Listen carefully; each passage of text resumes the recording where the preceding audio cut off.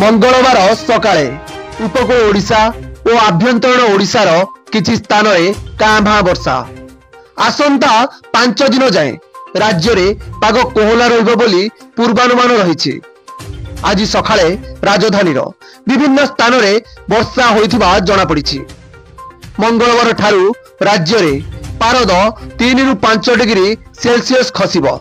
आसंता 3 दिन जाए राति तापमात्रा एई भली रहिबो। कोरापुट और सुंदरगढ़ रे राति तापमात्रा 13 डिग्री को खसिबो।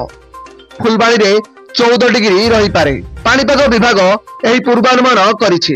रविवार सुंदरगढ़ रे राति तापमात्रा 14.5, कोरापुट रे 14.6, केन्द्रापड़ा रे 15, दारिंगबाड़ी रे 16.5, अनुगुल रे 16.6, जगतसिंहपुर और खोर्धा रे 17, जाजपुर रे 17.2 और फुलबाणी रे राति तापमात्रा 17.5 डिग्री रेकर्ड होइतिला। ब्यूरो रिपोर्ट 10 भुजा टीवी। एमिति नुआ नुआ न्यूज अपडेट पई आम चैनल को सब्सक्राइब करंतु। हां लाइक शेयर करिया पई जमा भी भूली बेरी। नमस्कार।